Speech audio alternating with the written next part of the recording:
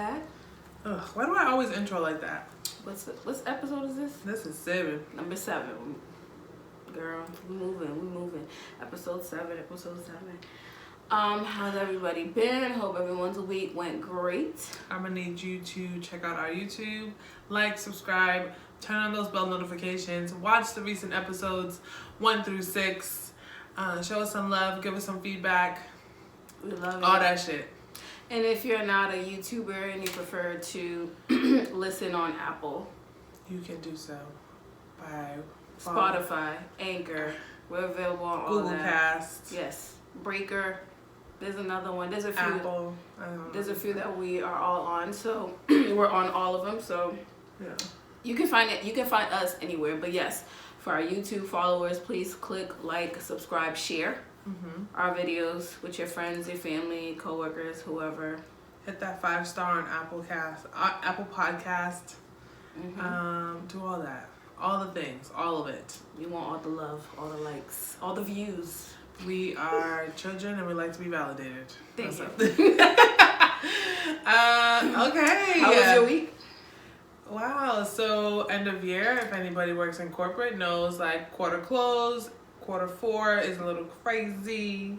So I'm just, working on that. And hold on 1 second, guys, because I'm traumatized. Still recording. Okay. So yeah, I've been staying at work late past few weeks or the past few days, but I've also been coming into work late. So, but anyways, that winter blues. I don't know. It's probably seasonal. Yeah, it has to be because it can't be like this all year. No. How was your week? My week was pretty good. I finally slowed down. I wasn't all over the place. I got some stuff done. I am working on a business plan. I know you're rolling your eyes like, what the fuck you got I'm going literally on? like nose flared. Like, I will not indulge. Just know I'm writing up a business plan for a reason, for a specific reason. When the time comes and it comes into fruition, you guys shall see. And I'll make the announcement. I'm not going to speak about it at all. At all. It'll be a surprise. Just know that when the day comes, when you get an invite and I say, show up to this place. bring your ass. Bring your ass.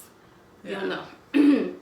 But I'm working on something. So this final week of my medical leave, I'll be using this time to write up the business plan and stuff for it. I plan on doing some elevated self-care, get a massage. I already booked a massage. I already booked a facial. I'm planning on getting my toes done so I can be fully rejuvenated to return back to work the following week.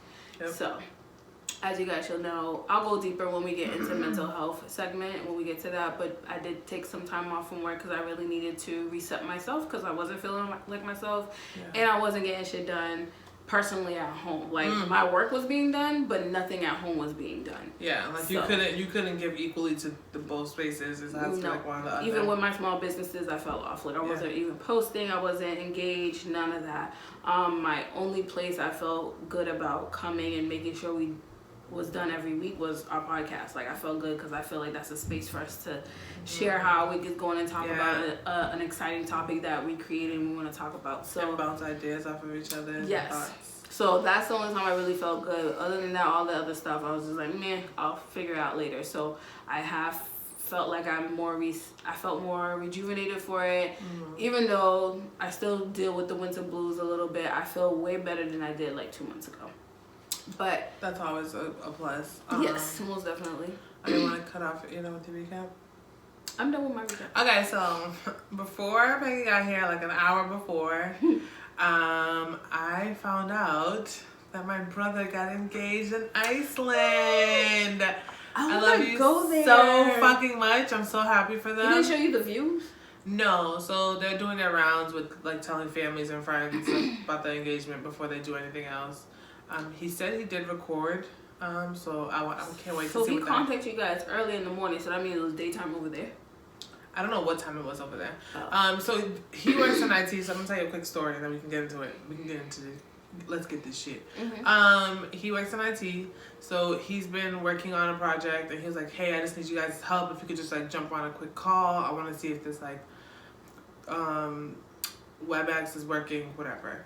So being the siblings that we were supportive, and we're like, yeah, like I can jump on. And so we all jump on. He's like, oh, I kind of need to like I need to do breakout groups, but I need 6. Which, if you know us, there's 9 of us, but 6 of us are like adults. The other ones are kids. Well, no, I'm lying. What am I saying? Anyways, he asked for 6 people to join him. Anyways, we all get on and we're like, okay, like, something's gonna pop up on your screen, and then just click on it so you can go into your breakout groups. And we're just like, us having the very low attention span that we have, we're like, nothing's on my screen. And we're like talking over each other, and it's just a lot of chaos. And then his fiance like pops up with the ring and was like, bam! And we freaked out.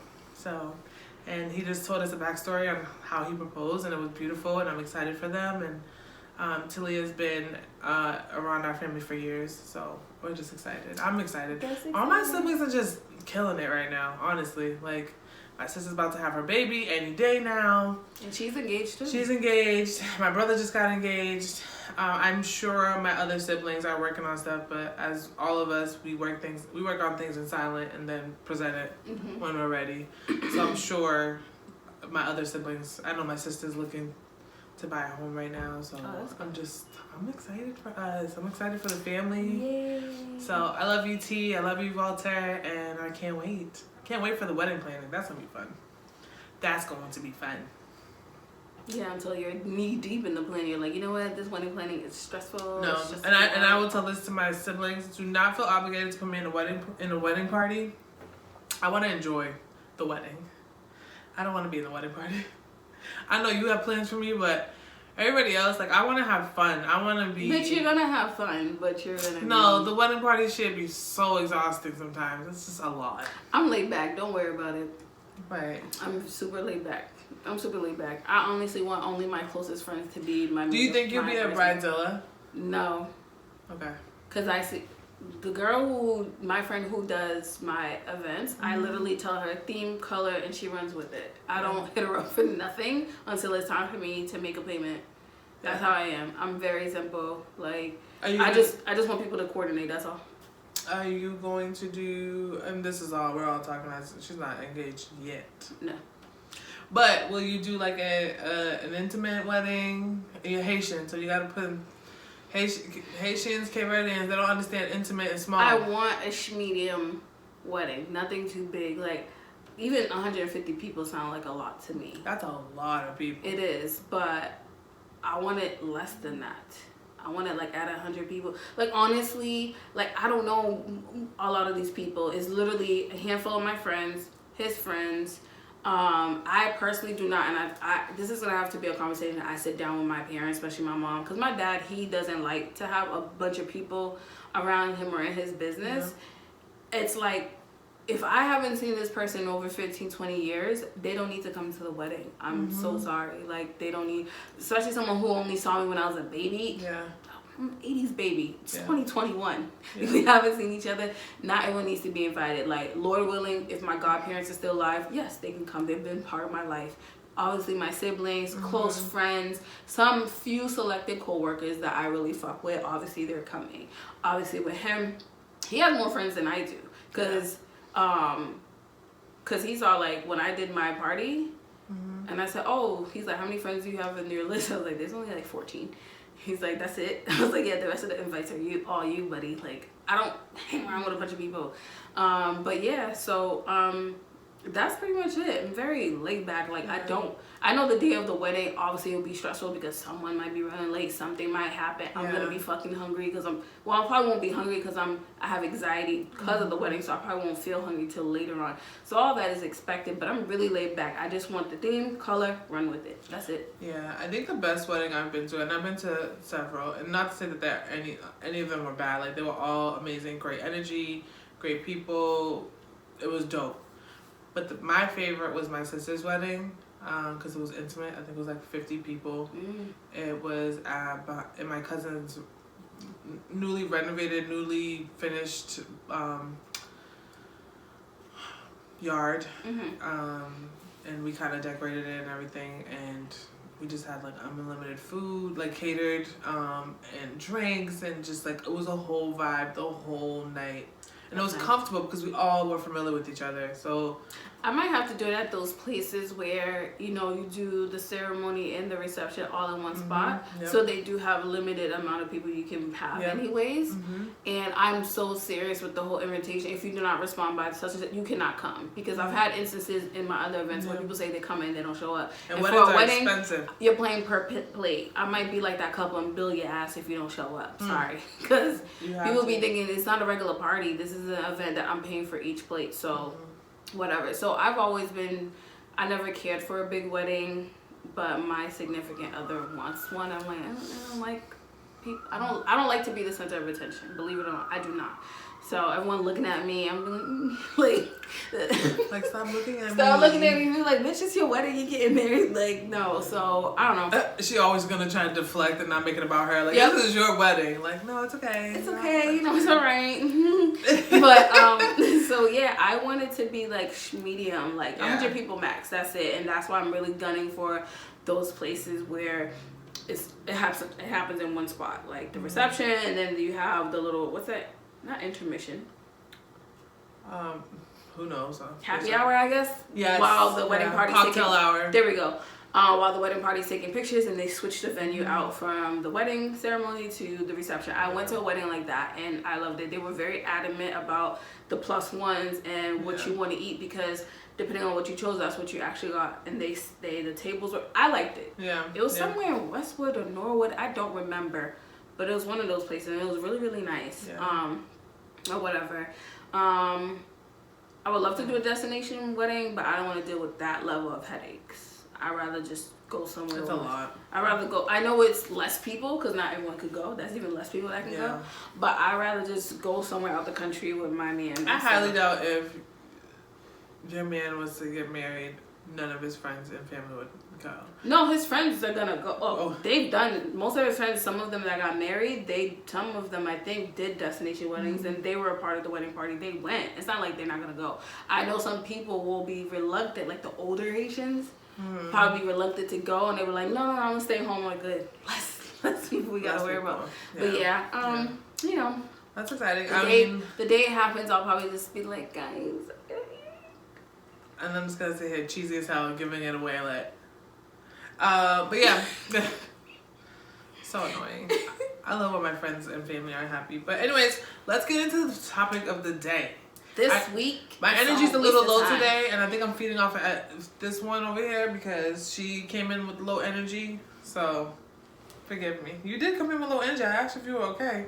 You did? Yeah, I was like, I responded. You got your period, and you was like, no, thank God. Not yet. It's due. But no, this week we're on wasting time. Something I've done a lot in my life. I'm excellent at it. All I do is waste time. I waste time on overthinking. I waste time on people.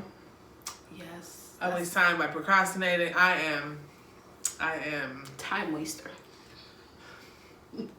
So with the wasting time thing, to start it off, we waste time on a lot of things throughout our life. No one's perfect. We've all done it. There's no one on God's green earth that has not wasted some amount of time throughout their life. Things that they wish, like, damn, you know that hour I wasted doing this? I could have really actually been doing this. Yeah. And I think now with social media, that takes a lot away from us because of the scrolling. Like, for me, it does take a lot for me. I do this thing where... That's why I refuse to download TikTok. Like, I won't do it. You know what's so crazy? I downloaded TikTok and don't really touch it. You know, the only time I go on it is when I'm doing a product thing for Lips Water Utopia, or I'm recording patties. And I like the music background option. So that's when I really go on it. But I know some people who really tell me they scroll through TikTok for hours. And sometimes they'll send me some videos. And I'm like, that's like, yo, that's all I do. Some of them won't post nothing. They won't never post anything. Yeah. But they're on TikTok. And so for me, I've slowly waned from scrolling through Snapchat. Like, I just post on there. I'll just post, like, advertise our podcast. I'll advertise my businesses. I'll post some memes here and there, some informational stuff, and then funny stuff. But I won't be on there. Instagram is what be having me dying, because I be sending Jessica threads. So, like, the ones about Black people, like, what we do together as a whole. African American urge to... That should be done. What that like be like? So things that we do as African Americans, I think is fucking funny. So, so I have wasted time on my phone doing nothing. I've wasted time where there's a difference between wasting time and then making time to do absolutely nothing. Because sometimes it's good to not do anything. And my doctor even said it. She's like, during your medical leave, you need to at least spend a week doing absolutely nothing. Like, you get up in the morning, yes, cook breakfast, make something for you to eat. If you want to work out, but you need to spend most of your day doing absolutely nothing, whether it's sleeping, reading a book, or watching TV, but you're not running errands all day. You're not working, you're not cleaning, you're not organizing. Do that in the beginning, and then the rest of the time you use it for yourself. So there's a difference between wasting time when you know you could be doing something, and there's a difference with, you know, you're making the time to do nothing, because it's good to relax and rest. And I know some of us, we struggle with that. Like, sometimes I be in bed, I'm like, yo, I could like process that order on a Saturday, and I really have to tell myself, no, it's your day off. You set on your thing, you process orders within 1 to 3 business days, and business days are Monday through Friday, so do not process it over the weekend. And I'm big on excellent customer service, making sure people get their packages on time, but I also have to realize for myself, okay, even if I go process the order now, I still gotta wait till Monday because the post office ain't open on Sunday. And the one near my house closes at 2 or 3 o'clock. So why am I rushing it? I can wait. So for me, I feel like I have had a handful of moments where I have wasted my time. But and for those who probably see my social media, probably think this girl's always on social media. But in actuality, I post and then I disappear. Like, I'll post like at like 10 a.m. if I'm not at work. But when I pull up to work, I'll post around 7, 8 o'clock in the morning. And then I won't post nothing all day unless it's like this information that I saw that I feel like, ooh, let me like repost it on my story. People might want to read on this and stuff. Like, you got to understand, I'm coming from a teacher perspective. If I see some historical information or something that's happening right now, I will share it on my story for other people, because I've had people inbox me like, oh, I didn't know about this. So that's why I continue to do it. But most of the time, I'll post, and then you won't see me for hours until I decide to hop back on social media and I see something funny, then I'll share with my friends. I only have like the 6 or 7 that I only send shit to on my DMs, because those are the people that understand my humor, and we will laugh at the same shit. So those are the people I send shit to, and they send shit to me, and we'll kiki about it. That's it. So do I waste time on certain things? Yes, I do. But I realize that there are things that if I want something done, and obviously no one's gonna do it for me, and that it needs to be done in a timely fashion, because I don't want to bitch and moan about it 2 days later that I should have done it, I get it done. So, but I don't know about you when it comes to wasting time. How you feel about that? Here, okay, where do I start? So let's start with the fact that I've wasted time trying to salvage relationships that were dead. I've missed out on other opportunities because I was so invested in things that were dead. And I try to, like, instead of like beating myself up about wasting time, I always like, okay, what did I learn from that experience? What can I take from that experience and apply it for my future relationships? And when I say relationships, I don't just mean intimate, like, partner. I'm talking about friends, family, all of that, work relationships. And so, I mean, I still do it to this day. I literally wasted 2 years of my life not too long ago. So, yeah, I don't know. I tend to be like the optimistic person as opposed to the pessimistic person when it comes to wasting time. I'm like, all right, Jessica, no time is truly wasted. What did you learn from this experience? How can you use what you learned? I hate hearing that. Huh? I hate hearing when people say, like, I've been in a relationship. No time is wasted? Yeah, like, well, no, you don't want to see it like that, because I'd be like, they wasted my motherfucking time. Like, I really get so pissed off with time because, and not to cut you off, if I waste my own time, that's my business, because I wasted my time. But when you come into my space and I open up my space to you and you waste that time, I get very livid. I get so passionate with that, because that I lose $100, that's still gonna hurt because we know it's hard out here. But I know I can make that $100 back, right? Tenfold. Yeah. But the last 2-3 months that I spent with that person, I can never go back in time. I can never go back and get that time back. So that's why I'm more angry when someone wastes my time. But you know, you do waste time being angry about it. So you're wasting more time. Let me get angry, unintentional, and then I go back to being a gangster. I'm not gonna dwell on it for years and years and years. Yeah. No, but you know, let me be angry for about a week. The craziest thing, I'll still be angry and still function and go about my business. I'll go to work. Highly functioned. Like, I'll hit up my friends, like, let's go out to eat. I'll still do what I need to do. I don't wallow in my anger, but I still am entitled to be angry. And that's the thing I feel like as Black women and as Black people in general, as human beings, anger, disappointment, is a form sadness, of emotion that you should. It's all part of our emotions, yeah. regardless if you're a man or a woman. Yeah. It doesn't matter. So sadness and expressing emotion is not deemed only a female or a woman trait. No, it's for humans. I mean, I know you hate when I compare us to animals, but like literally dogs. I love dogs. Legitimately dogs. I love dogs. Wait, I was.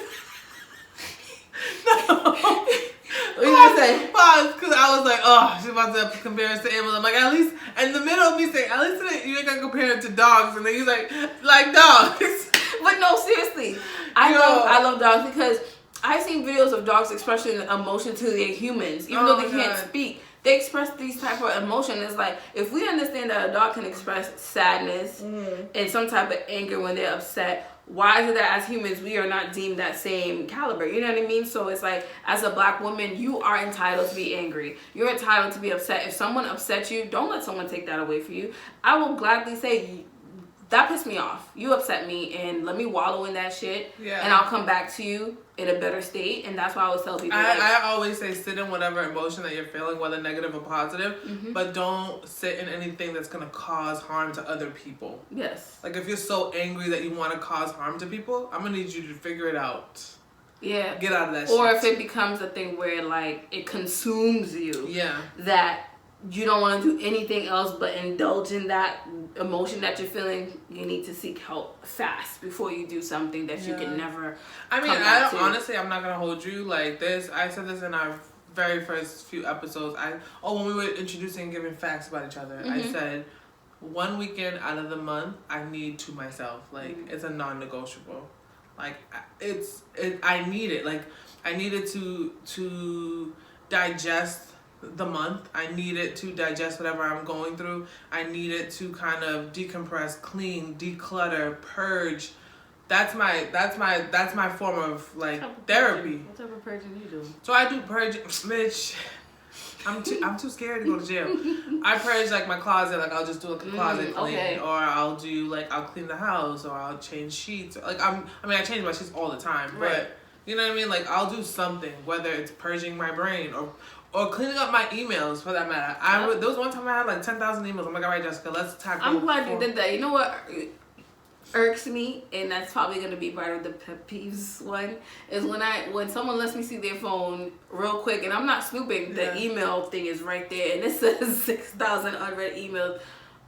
Yeah, but see, I have two different emails. I know you have an email for just junk. I understand that. That's like some people be like, oh, there's literally emails that they were supposed to read and they never read. I'm like, just delete the shit. That was like over 6 months ago. But no, I'm big on that too. Like, I have my moments where every 6 months, anyways, I never thought of it as purging, but I always do like a quick clean sweep through my closet. Like, are these clothes, are these something that I'm gonna wear again? And I do get it. Fashion does recycle, it does return again.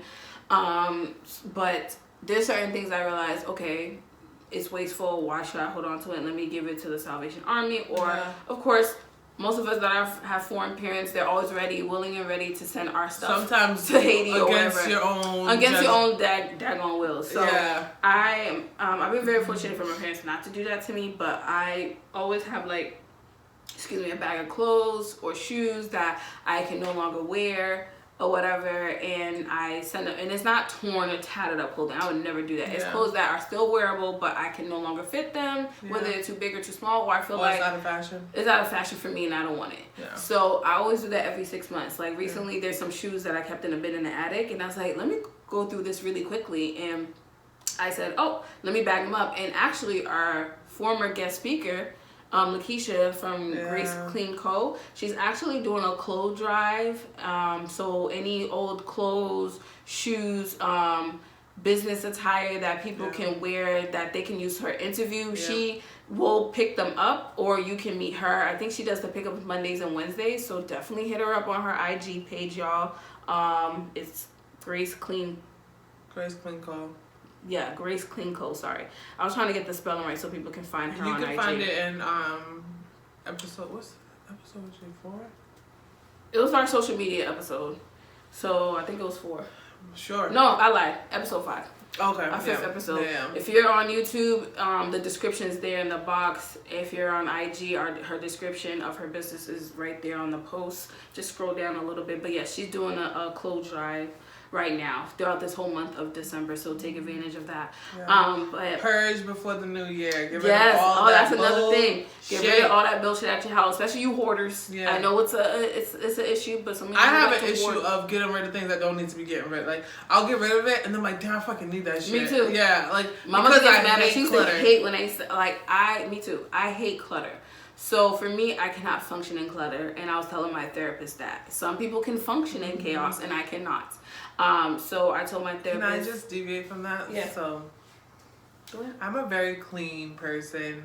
I'm a very organized person, but when up here it's a little chaotic, or there's a lot of things going on, or I'm like in this, I don't want to say that depression because I was never diagnosed properly, but what I feel to be depression, my house will look like a hoarder's house. Like, well, no, I'm lying. Not hoarder. I know I'm being dramatic as shit because she see what it looked like. I didn't really. This girl will have one shirt strewn across the floor. Girl, pardon the mess. I'm like, oh God.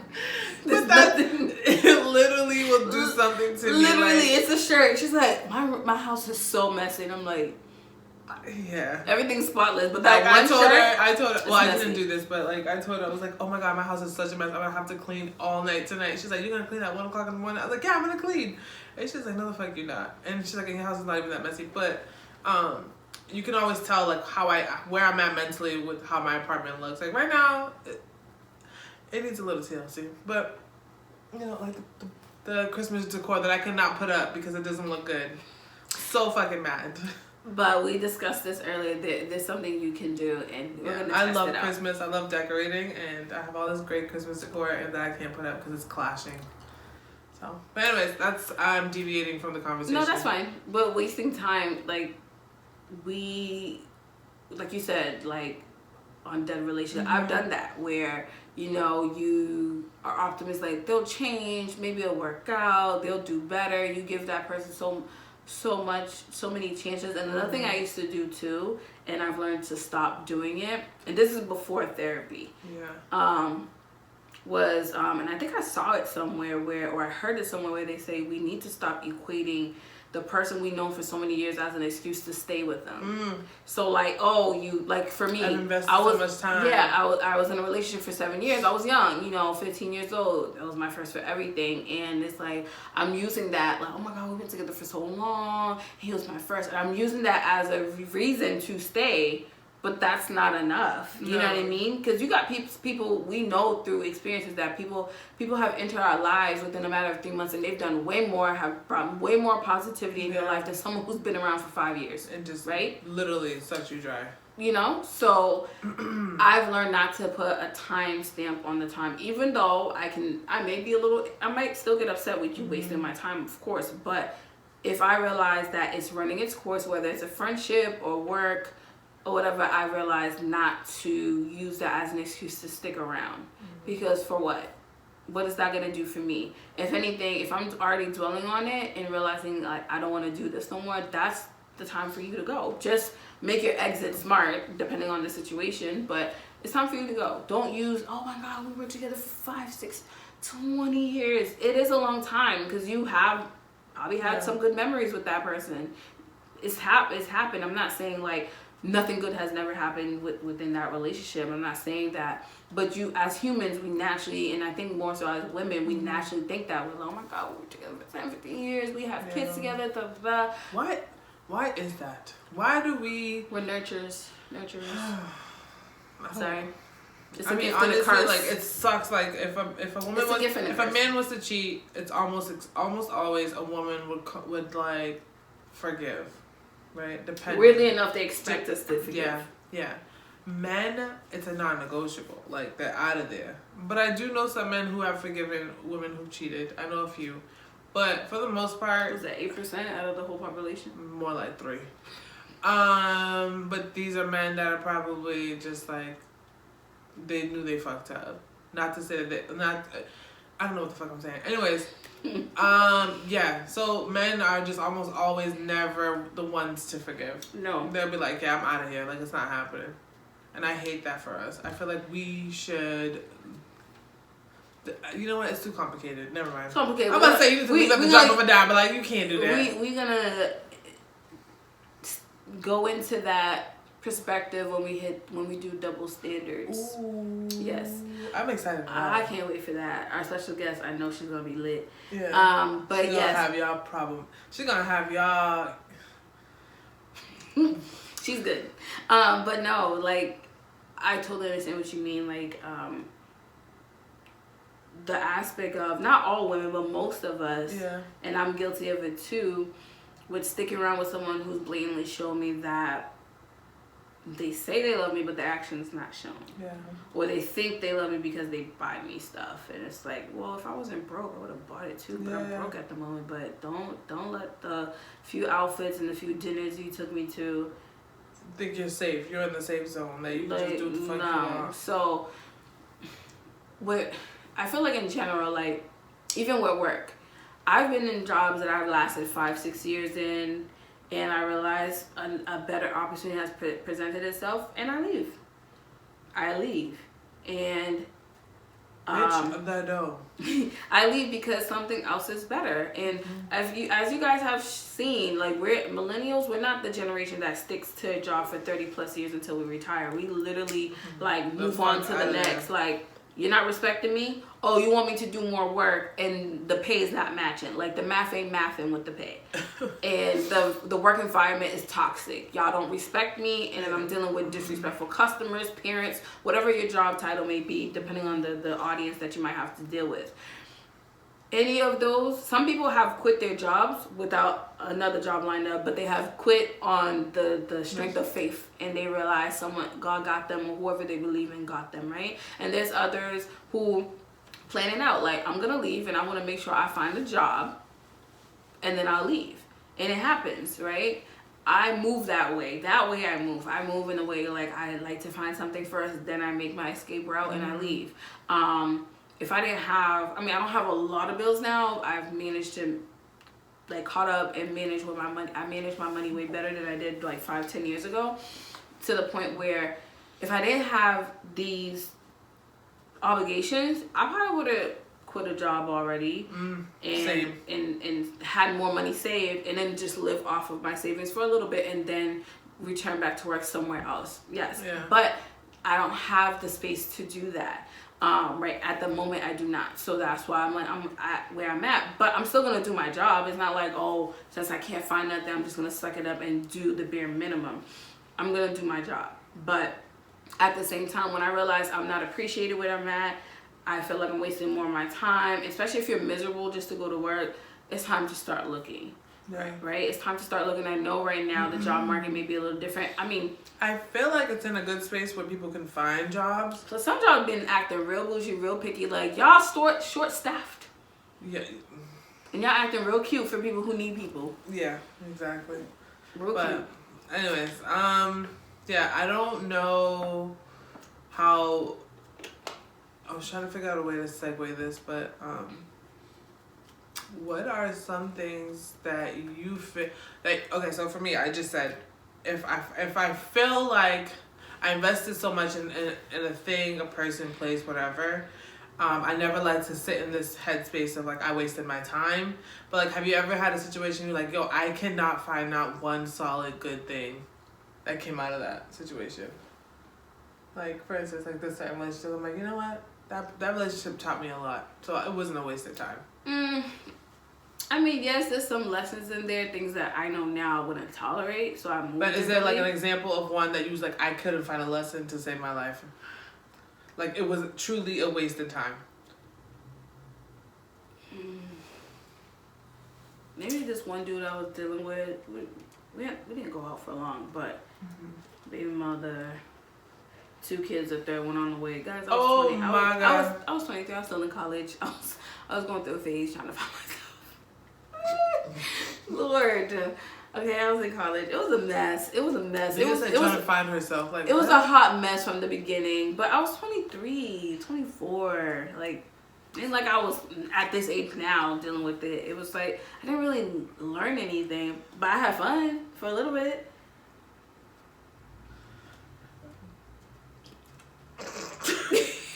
I had fun, I guess. Girl, homegirl said 2 kids with 1 on the way. Lord, I know the pool of men out there is scarce, but ain't no motherfucking way. I was 23. And that's what I'm gonna stick by, 23.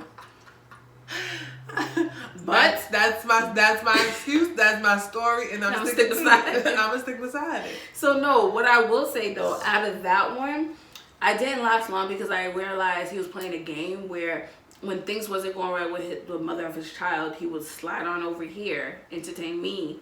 And then I guess once things got good with him and her, he would go back to her. And once I got hip to it, I was like, no. I left him alone. I didn't entertain him.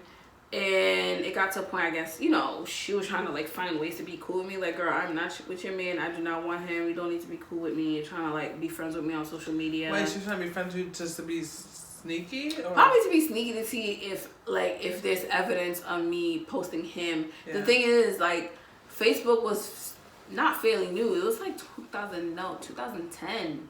Going on to 2011. So the only thing we had back then was shut up. The only thing back then was just Facebook. So there was no Instagram just yet. There was no Snapchat. Snapchat did not exist. It wasn't even thought of. Who knows? So it was just Facebook. So her only means of trying to communicate with me would be so like Facebook only. And I blocked her number from my phone because she was calling my phone. So obviously she got my number through his phone. So he was close enough to her for her to get the number from his phone. So I was like, oh no, I'm not dealing with that. I used to deal with that shit with a previous ex. I'm not dealing with that. So I left him alone. She still tried to find ways to follow me on social media. I'm like, girl, you can follow me all you want to. We ain't gonna find nothing. Like, so. How long was that relationship? That wasn't even long. It didn't even last a year. Girl, that was like 5 months. Oh, okay. That was like them little ghetto relationships. Oh, gosh. It was cute while it lasted. Oh my God. It was cute. It was cute while it lasted, but... Was he a little drug dealer or something? Pleading the fifth. I don't indulge in people's business like that. But no, yeah, so, I mean, all the relationship, now that I think about it, they did teach me something, but in the moment... When I was in that moment, I was pissed off. So I didn't give a fuck about, oh, well, you know, it's a lesson learned. I didn't want to hear none of that shit because I was pissed. Because for me, and I don't want to use the line like, oh, because I love hard. The guy with 3 kids? No. Okay, I wasn't sorry. No, hell no. It was literally in a sense like I put time and effort into this relationship, and I loved that person. And part of it was me being young, but I felt like time was wasted in a sense where they kept cheating. And I played a role in it too because I kept forgiving them, thinking they're gonna change. That whole nurture thing, like in our minds as women, we want to create these projects, like hoping that the man's gonna. We're trying to build him up. In actuality, when you try to build a man up, once you build him up, he ends up leaving you, and you build him up for the next female. Like, I feel like that's literally my calling in life. Build these niggas up for the next bitch. Like, don't even get me fucking started. But I will say to that. The years that you spent in that relationship that you felt was wasted was not wasted time, because if you think about it and you think about from the time that you let go of it to the time that you're here now, it taught you what your boundaries, what you're willing to accept in a relationship, non-negotiables, and it literally put you in the position that you're in now with the relationship that you're in now. And had you stayed there, it would have been a mediocre ass relationship. I'm sure it wasn't that great. I'm assuming, I don't know, he's probably not in the best space financially, emotionally, mentally, because he probably hasn't done the work. And so it would have literally brought you down. It probably would have put you in a space where you're not where you're at right now. You get what I'm saying? Like, no, I know. Like, I don't feel like you would be the person you are if you were in a relationship with somebody as toxic as that.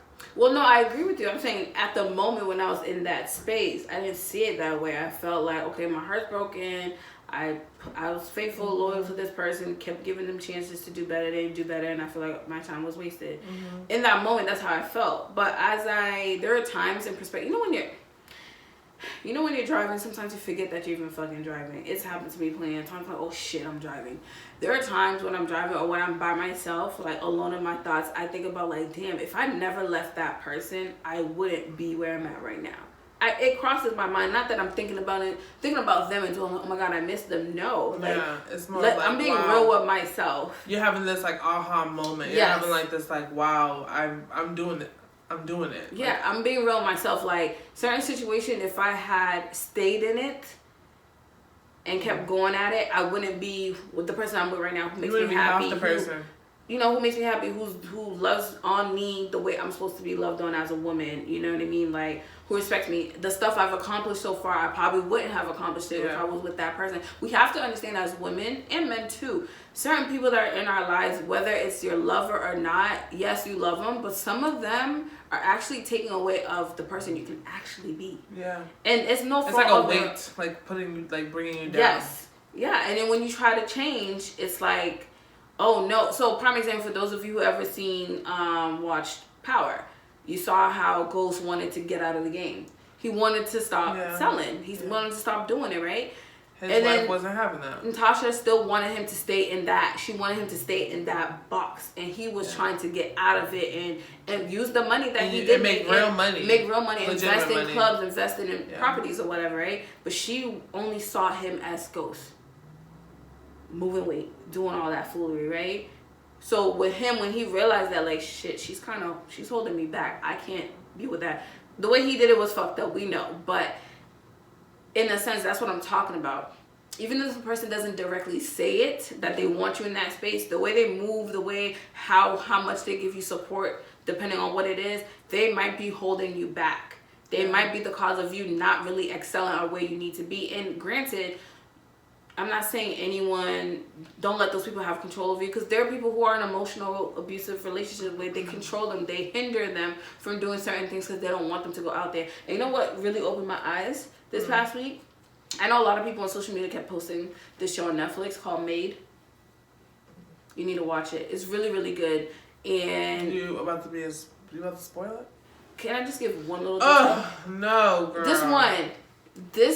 It makes the limited series, it makes me feel bad for the woman, even though there's certain scenes where she kind of pissed me off. But I see when she went back to the situation, I realized, like, okay, that's what you kind of doing to yourself. But I see why you would go back to that, because it's happened.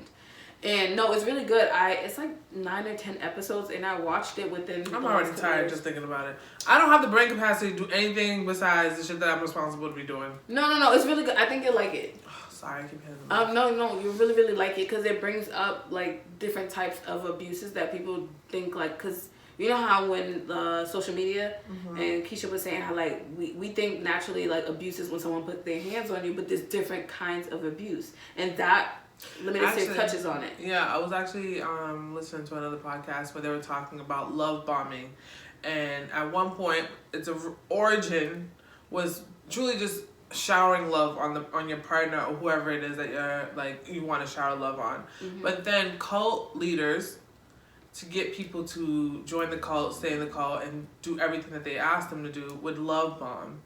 And then manipulate them. So now it became a manipulation tactic to get people to do and say and be the way that you want them to be. And that's a form of abuse. Yes. So the thing is, guys, The mind is a powerful thing. Once somebody grabs a hold of your mind. Yes. So whether it be for good or for evil, people are, and you can be your own worst enemy towards your own mind, because whatever you speak, it will happen. So if you think, I get it, like, not everything in life is always going to be all hunky-dory, it's going to be all positive. There are bad things that are going to happen, right? I really hate when you say hunky-dory. Sorry. Bad things are going to happen, right? Not all good happens all the time. I'm like in between, like, I'm in the middle. Like, I'm not always a pessimist, and I'm not always, what's the other word? Optimist. I'm like right in the middle. I know that you're very black and white. You know what I mean? Like, people who's just like, 1 + 1 has to equal 2. Like, I can't. Yeah, and I know there's a possibility, like, today will be a good day, but something might occur tomorrow that the next day won't be as good. So I'm not gonna, there's nothing wrong with always trying to think positive, but, you know, when something bad does happen, you can't let it ruin your outlook and be like, oh my God, the world is over. I mean, and like Jessica mentioned earlier, you have the right to be in your feelings and understand what's taking place, but don't let it consume you to the point that you're causing harm to yourself and others. I was gonna say, like, and understand why you're that angry or why you're that sad, because it could be a direct reflection of other things that are unsolved in your life. Yes. So I like the fact that, with that being said, with the wasting time, like we mentioned, like wasting time on relationships and work, with friendships too. Like, your friends could be withholding you from being great. You have friends that Oh, can I just say something? Yeah. So, as much as I don't like this man, Boozy, there was a clip on social media where Boozy was kind of showering his daughter for her birthday with gifts, and he had given her 50 bands. But if you pay attention to the video, the people in the space that are there to celebrate her birthday were not excited for her. They seemed very jealous. I didn't really get to look at the video. Oh my God, you have to pay attention to people in the background, like behind Boosie.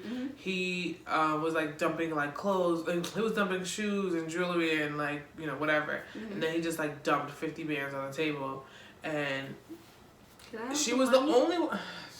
She was the only one that seemed excited in the video, and I was like so sad. I'm just like, oh my God.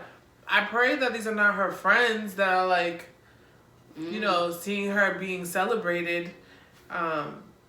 Because then they might become envious or do some shady ass fucking shit towards her. Yep. Yeah. So, and I know a lot of friends that we do know to.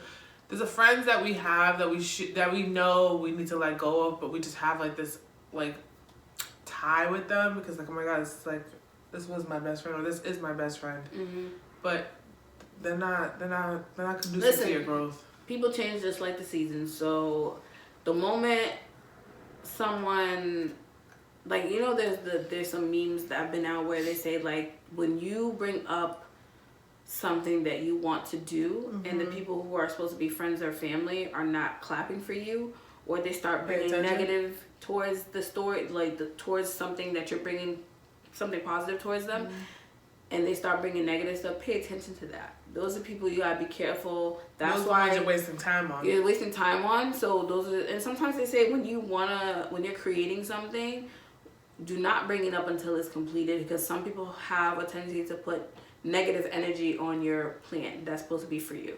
They'll wish negativity on it that it might not follow through. Yeah. You know what I mean? So I know, like, for me, I'm the same way. It's hard for me to contain the excitement about certain things, so I like to spill the beans a little bit. But I've been working on, like, not that I haven't experienced, and I've been very fortunate to have very close friends that whenever I tell them, like, oh, this is my next venture, and they're, like, supporting me, they come to my, like launching of certain things, or they purchase stuff to support it. I've been very fortunate, and I thank God every day for that, to have friends like that. Yeah. You know? Because there's some people out there who really have fucked up friends, male or female, have very fucked up individuals that they call friends. And they be confiding in them, telling them their business, and then they're whispering it to somebody else that they don't fuck with. Like, why are you telling someone that I swore as an enemy my business? You know, y'all shouldn't be discussing me anyways. You clearly have ill intent for me when you're talking to my enemy. Literally. I can't trust you. So, and in wasting time in life in general, it could be anything. Like, you realize the city you're living in ain't giving you what it's supposed to be given. And I know making a big move from one state to another, it's huge because you're moving away from friends, people you know, family, your job. But the thing is, I always tell people, like, set the plan in motion. Like you say, like, sometimes you put Post-it notes on the mirror or something. Yeah. Create a vision board. Some people I Yeah. know, they've created vision boards of what they want for themselves for the next 6 months or for the next year or 5 years. Create a vision board. Or have a planner, rip out the page and stick it on your mirror. Every morning you read it out loud to yourself. You know what you have to do and take the steps towards it. Even if it's little steps. Little steps are better than no steps, right? Yeah, I was actually just having this conversation with my sister because she's so fucking creative. Her mom, so creative. And I just always tell her, I'm like, you and your mom need to go into business together and really need to, like, run with this. And she was just like, oh, it's just like what she does and what I've done in the past, and I understand why she does this. She looks at the big picture, and all of what needs to be done is so daunting to her that she's like, oh my god, this is too much, I can't do it, like I don't have the time, like there's just now excuses, right? And I was like, instead of thinking about the full picture, just think about step one, completing step one, and then continuing to step two. Like, you looking at the big picture isn't gonna help you start the business or start anything. It's hindering you. Exactly. And I was like, I'm like, everybody's telling you guys are creative and you guys can make a lot of money doing party planning or whatever. But you're so afraid of making a mistake, which is almost inevitable in any business plan that you have. And feeling like you're putting too much money in and not getting money out of it. You gotta spend money to make money when it comes to business. And I tell this to Peggy all the time. Listen, I tell Peggy this all the time. Every time she changes something on her business, like on her business pages or when she's updating something, I'm like, oh my god, I've literally seen your businesses go from starter packet to like elite. And it's so fucking dope. Like I'm always excited when she posts new shit because I'm just like, yo, this looks really good. It looks like, I don't know how to explain it. I don't know if I've ever said it to you, but I'm always excited whenever she changes something because I'm just like, oh my god, it's like your business is growing and you're growing and it's showing in what you're putting out. So in my head, I'm like, listen, the reason why I know more about business now is because I've seen what she's gone through. I've seen what Peggy has gone through as far as like starting it and where it's and bringing it and getting it to where it is now. And that's how I know things are feasible. But people always want to look at the bigger picture and feel like, oh my god, I'm going to waste my time putting money into this. I'm going to waste money. I'm going to do all these things and it's not going to be what I need it to be. But it's just like, if it's something that you love and you enjoy and creating is your thing, what is there to lose? There's literally nothing to lose. Listen, the people that we see now, the famous people that make millions and billions of dollars, right? That we purchase stuff from them. Prime example, Amazon. Amazon. That dude started in a small little hole in the wall type of thing. With that Macintosh computer. Macintosh. Okay. Created by Steve With Jobs. that green Macintosh. screen. Yo, the green screen. God. We're saying our age. I remember Macintosh. Yeah. They literally had Macintosh across the screen, and the apple was With all the floppy colorful, disk. half-eaten apple. Yeah. With the floppy disk. Yes, we're saying our age. I remember the floppy. I remember playing certain video games with the floppy disk. Yep. Exactly. Okay? So those guys started with nothing. Yes, some of them. And this is with the whole wasting time thing, and I'm trying to tie it together. Some people may say, oh, I get it, college isn't for everybody, and I get that. But you can set up a plan for yourself that you don't need college. Like, prime example, never did engineering, never took a class. I avoided that, never did it. Certain things I literally learned on the fly. I didn't even go on YouTube. Like, learning how to even cut and edit certain things on GarageBand. I never really fucked with GarageBand like that until we started doing the podcast. Yeah. I had to do it on my own, and at the same time, I'm scared because I'm like, I don't want to click something, edit it, and delete the whole audio, and I'm be like, because that's happened too, where we recorded something and we had the whole shit got deleted, lost into space. So it's like I didn't go to school for this. I had to learn on the fly. So and I have students who and there's something beautiful to be said about seeing something you worked your ass off, put your blood, sweat, and tears into grow. And become what you wanted it to become. It's not going to happen overnight. No. A lot of the stuff that we know today, like Apple and like Amazon, it didn't happen overnight. Prime example, if you guys have HBO Max, or you can just literally search online, CNN did a whole documentary on the year 2000. And there's a segment on the technology piece, right? Yeah. And it's crazy because I think I brought it up in one of the episodes. You was like, oh, they're making us feel old. In 2000s, most of us 80 baby, most of us were already in high school or middle school, going from leaving middle school into high school.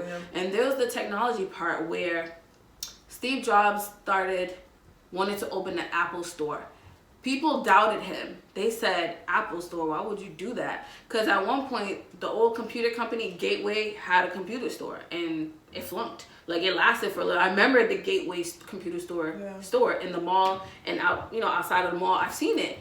And it got shut down. I don't remember when they shut that shit down, right? And then Steve Jobs was like, we're still going to do it. And here we are today in 2021. There's an Apple store every fucking And there's always a line. There's always a fucking line. There's all that. So there's a lot of things that were happening behind the scenes when we were in high school we weren't hip to. Yeah. Him even creating the first generation iPod. Imagining transferring all your music from your computer or whatever into this thing. That's probably about the size of my hand because the first generation one was big. Yeah. It was huge. It was bulky too. And play all your music, and then Apple set the tone, and then you had all these MP3 players, right? Remember? And at one point, we didn't need the internet for our phones. We just had the phone. And God forbid you hit the internet button. You're like, no. Yeah. You're not getting charged $20. Now you need the internet on your phone. Yeah. So there's a lot of innovations that took place that people said, that's not going to work. Right. And guess what? It worked. Here we are. Even with streaming. Yeah. You remember LimeWire, guys, when we was like Napster? When we was like downloading shit illegally? And just ruining our computers with all the viruses? Ruining our computers, running the risk of destroying the computer. And you had artists saying, yo, we're not making our money off of this. What's this? Now, you hear streaming numbers. No one sells CDs anymore. No. Streaming numbers. That's all we hear. And it was frowned upon at one point. Yeah. So you doubting yourself. And it's normal to feel scared. I would rather waste my time on a business plan that I'm excited about and that I'm going to enjoy than waste my time on failed relationships and friendships and not business ventures. And work. And work for another person, making somebody else rich. And I get it. Not everyone can be business owners. And I get that. Not owning a business isn't for like we said in our last podcast. What's for me may not be for you. Not everything is for everybody. So when people try to make this thing like, oh, you're wasting your time working a 9 to 5, some people probably enjoy that 9 to 5. Let them be. Yeah. We shouldn't down people for what they choose to do. Yeah. But what I will say is you cannot complain about the shit that you're in and then waste your time. Yeah. And then do nothing about it and continue to complain about it. Because then after that, I'm like, I have no resolution for you because you're complaining about it. What are you going to do about it? What are the steps? Do you need help with the steps? Okay, let's help you with that. Yeah. So everything's about, like Jessica said, step one. Don't look at the end result like, oh my God, I might waste my time. Or don't look at the progress in its entirety. Yeah. Just think of it as like, I need to just complete step one. That's all I need to do. There's literally no rush. It's your business. It's your... You don't have a boss on your back saying, you need to get this out by Friday, 12 noon. Yep. Nope, none of that. You're going to release it when you're ready. Yep. So, like I said, I mentioned Steve Jobs, Bill Gates, Jeff Bezos, like, even though I'm not a fan of how he pays people, but they probably were told that shit ain't going to work. Yeah. But they still did it anyways. Yep. Trial and error. Everything trial and error. Even Google, with that episode... Google, they doubted Google because it's like, the fuck, a search website? Like, what is that? Like, that's not gonna work. And literally at the time, I don't know if you guys remember when you were searching for something, you literally had to add the plus sign next to the next word, plus. What? Plus. Was. Plus. Now you just type it in and Google try to filter what you're looking for. Google was doubted too. And look at Google now. Yo, she threw it back with the plus. Like... I remember that, and because before at one point I was using Ask Jeeves. Oh my God, can we not? But that is embarrassing. Yo, but here's the thing though: a lot of these companies that took the risk when they said that shit ain't gonna work. Yeah. We're in 2021. They still exist. Some have faltered. They fell off. Yeah. Like prime example. I like using this example, and I think everyone around that age group knows it. When Netflix wanted to buy out Blockbuster, they refused. They're like, now look at Netflix. Mind you, Netflix used to mail you DVDs and games, right? Like now it's like number one streaming. Netflix set the tone. Now every network want to have a streaming. it was Netflix for the longest, then Hulu came around, so it was Netflix and Hulu. That's all we were dealing with, and now every network wants to stream it. Amazon, Amazon, all of our My top 3 honestly is Netflix, Amazon, Hulu. I don't know about Paramount, Peacock, all them. Good for them, but I'm not adding on another streaming site. I'm all set.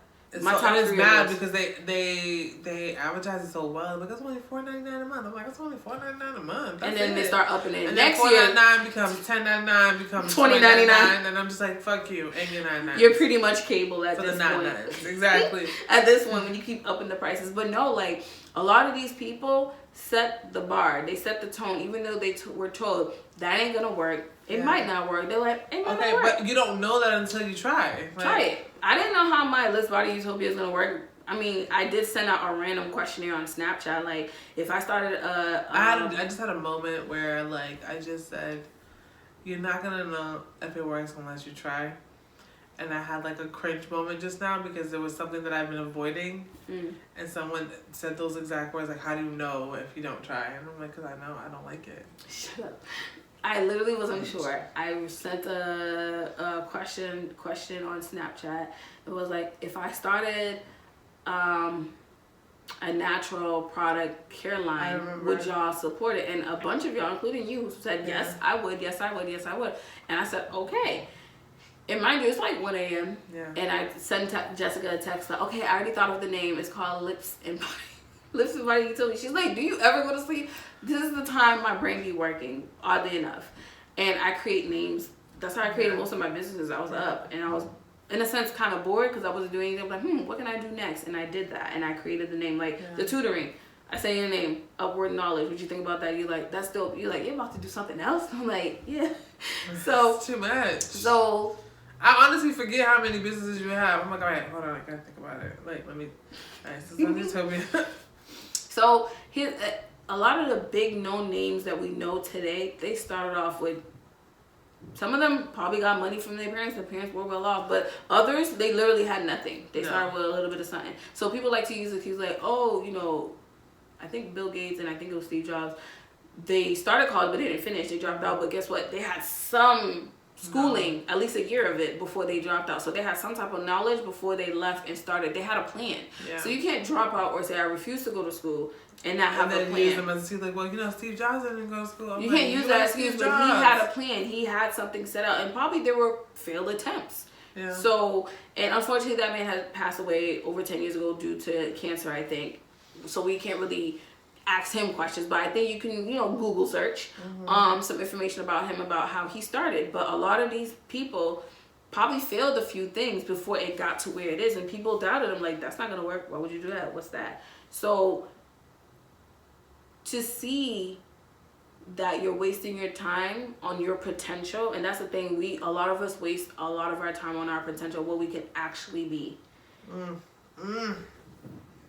And I'm speaking from experience. Like, there's a lot of things I realized that I could have done, and I think part of it, my parents were hindering me, not to be negative, but out of fear. Out of fear, because as a young child, I had seizures, and out of fear, my parents were like, nope, you're not involved in that. You're not doing that, because what if you hit your head, and then it starts the seizures again. I was such a tomboy. I did track and field. I was playing basketball. I wanted to continue doing that, but was told I gotta sit out. I think the last time I touched I played ball was like 9th grade, and that was it. I left it after that. I left it alone after that. But to a point where I was so excited when they first started WNBA. So excited that I was watching it and stuff. Like, I was into it. Like, oh my God, they have a basketball league for women. Like, I love to see it. Like, women can play. It's good to see that and stuff. But there's a lot of things I wish I was able to do. But part of it, the fear that my parents put in me, I had that fear in me that I was like, no, I don't want to do it. And I know fear hinders us from doing the things that we can actually do. So we end up wasting our time doing things that we don't love or we don't want to do. To appease others and make others feel comfortable. So that's the thing, especially as Black people, we need to stop appeasing other people, because no one gives a fuck about us if we're happy. Do what makes you happy. As long as you're not harming yourself or others around you. That's easier said than done. That is true. A lot of things are easier said than done. But the thing is, you make that person happy, right? But then you go home miserable at night. Is it worth it? No. You're drained. You can barely get out of bed. Is it worth it? But that person's rolling out of bed comfortably. They're doing what they need to comfortably because you're making them happy. But they're not. It's not being reciprocated. Why? Yeah. It's about to be 2022. Mm-hmm. What I want for every human being on this earth, especially for my black people, because I'm rooting for everybody black, is for us to create our own spaces. I'm not saying all of us gotta like each other. I'm not saying that. Yeah. But what we need to do is at least respect each other, because at the end of the day, honestly, from what I've seen on social media and what I see on the news, a lot is held up against us. What we can do is at least support each other, you know, to an extent. If I see another black woman doing something on social media and it's positive, I follow her. Mm-hmm. A page that's speaking positivity for black men, I follow that page. Oof, yeah. I do that. I started deleting pages that weren't adding positivity. Like I said before during the social media podcast episode, I said, yeah, I still follow the Shade Room. There's nothing wrong with a little kiki kian. It's something to be woke doesn't mean for you to be miserable at the same time and not laugh and not enjoy being black and not enjoy the stuff that we like to do, that we say, oh my God, that's ghetto, but we still laugh about it. Mm-hmm. We label it as such. Don't let someone else take that from you. Like, you know, white people come in talking about, oh no, that's ghetto. What the fuck you mean that's ghetto?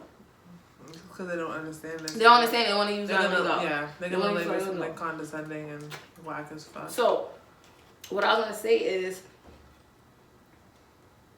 a lot of us need healing and growing. So, in order for all of us to get along, even if we don't really like each other like that, but that we're getting along for a common cause. Yeah. Because what the world don't like to see is too many black people on the same page for the right things. Because once they see we're getting together for the right things, they try to dismantle that. And speaking as a history teacher, if y'all been paying attention at all, anytime a group of black people, especially black men, because black men, educated black men are seen as a threat, they come together to do something positive to uplift the black people together, what happens? They get assassinated. We've seen that too many times. One too many times. They get assassinated. We've seen it throughout history. Those people didn't just die. So when they say, oh, you know, Martin Luther King died, he didn't just die. That man didn't die from natural causes. Y'all killed him. Yeah. And y'all know who y'all are. Girl, that... When black people be like, were they but no, the seriously. African-American urge to be like, were they white?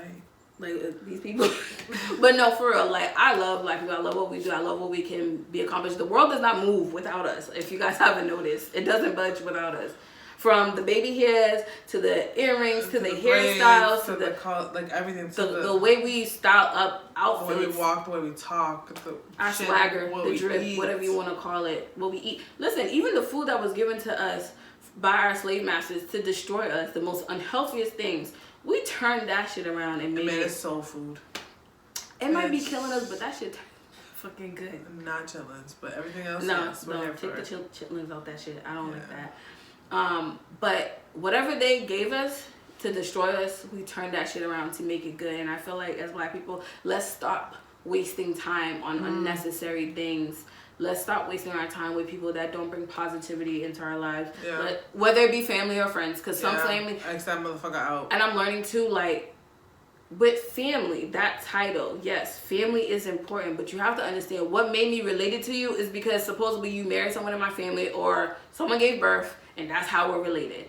But that doesn't mean at the end of the day, you take away that title of you being my cousin, my sister, my aunt, you're still a human being. So you still have to respect me. So when you start getting out of line because you're older or your aunt, your sister or whatever, oh, I'm family, I could do that. No.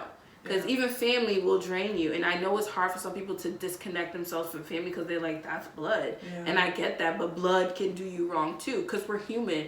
Take away all the titles that are given to us as humans. The main thing that counts at the end of the day, human being. Human. So all the titles... gender roles, all that other stuff. I'm not saying it's not important. It is important. But take that away. You're human first. Separate the two. Yeah. You're human first before anything. So I feel like together as humans, stop wasting time on that job that's not adding to it. It's draining you. They don't value you. They don't value you. They give you a mug. I got enough mugs. I don't need no more mugs and pens. I got pens sitting here leaking, collecting dust. I don't need no more pens. Shit don't even work. It don't even work. Dealing with a job that doesn't value you, got you staying after work past your time and don't pay you overtime, or it's for such and such. Don't use that. Don't use that to pull my heartstrings for me to stay late to do it. No. The relationship that's draining you. And I know relationships can be a touchy subject because it may be hard for that person because maybe they're depending on them due for financial situations or whatever. And it's a lot of things we're saying, it's easier said than done. We do not have the solution for them, but therapy is the biggest denominator here to help you get through that stuff.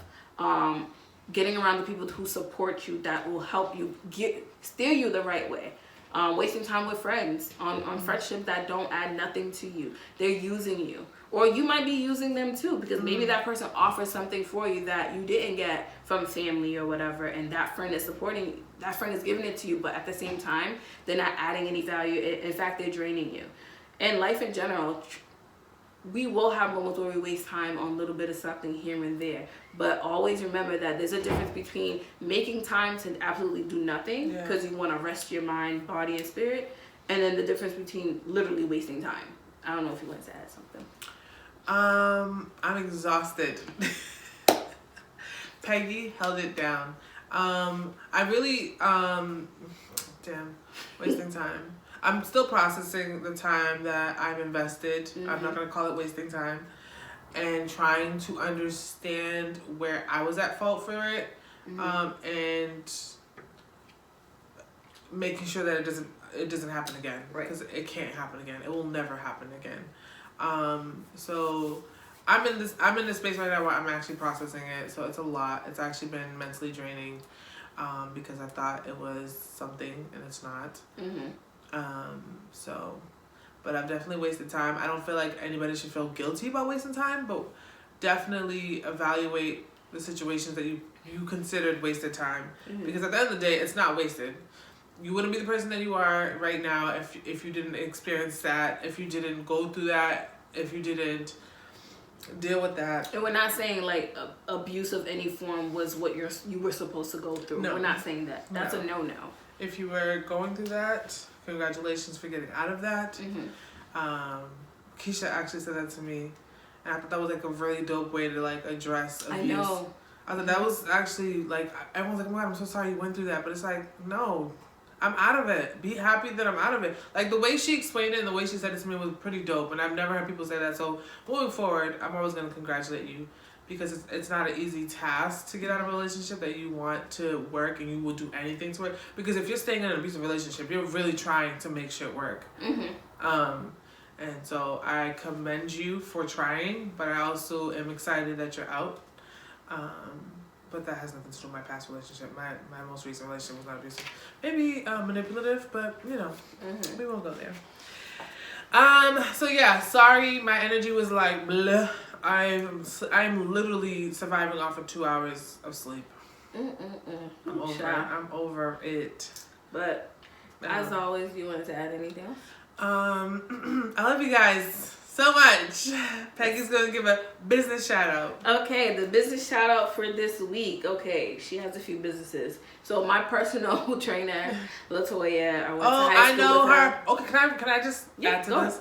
So me and Toya, we used to work together when we were super young. We were like in our early 20s, and she can correct me if I'm wrong, but she met someone who was doing bodybuilding at the time, and she went to Vegas for one of the competitions. She came back and her head was on go. Like she changed her diet, she changed everything, and we were like, oh my God, like what? Like she's like walking around with this gallon bottle of water. We're just like, what is happening right now? And she started bodybuilding, and the transformation was obviously not like the next day, but where she is now, granted, she wasn't in any form or fashion like big or anything. She was always fit. She was always petite. Yeah. Big. But like who she became after that, I don't know what happened in Vegas that just like sparked something in her, and it was so dope to see, because I got to see the transformation. I got to see the Toya before and then the Toya now. She's made a living for herself due to this, and I think it's pretty dope. I've actually seen a lot of her results in her clients, so that's pretty dope, and she's been consistent always. So. Yeah, that's true. I remember seeing her post and I'm like, wait a minute. Is this the same Toya I went to high school with? Like, seeing her toned and stuff. But she doesn't do the bodybuilding anymore. No. So, obviously, she's not D's anymore. But she still does the workouts. No, but even then, it was, like, still, like... I always cringe at women who bodybuild. Because I'm like, why would you want to do that? But it still looked dope on her. Like, when she was in competition and she was doing it, it didn't look crazy. Like, it looked really good. And I'm excited that I got to see that. Like, that was dope. That was. So she owns a couple of businesses. She owns the training aspect of her business. It's at SLA_fitness. She's also my personal trainer. Hit her up for any packages. She also is a trainer and a nutritionist. She got her master's in nutrition. She provides another business, SLA_services, which I believe she does waist trainers. Oh, not waist trainers, meal plans. Detox. I know she does captivating body sculpting type of thing. And then the other business she has is SLA_fitness_apparel. So she sells waist trainers, leggings, apparel that has her business active wear. So definitely hit her up. And we're gonna put this on our YouTube and on our IG, so you can definitely check her out. And also we have this week's quote. Because she crowed. I crowed. This week's quote is, value time like you do things that you love. For time is one thing you can never get back. And that's a quote by me, y'all. She's the creative writer out of the two. Yeah, shut the hell up. She's the creative We balance each other. Anyways, y'all. Peace out. Thanks for listening. And as I said in the beginning, don't cut me off, girl. As I said.